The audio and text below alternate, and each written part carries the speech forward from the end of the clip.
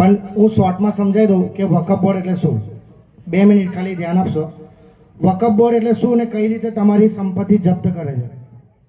વકફ board એવું કે આ જે મકાન છે, સમજો બોનીભાઈનું મકાન છે, અને વકફ બોર્ડ એવું કહે છે કે આ અમારી સંપત્તિ છે, તો વકફ બોર્ડે સાબિત નથી કરવાનું કે આ મારી સંપત્તિ છે.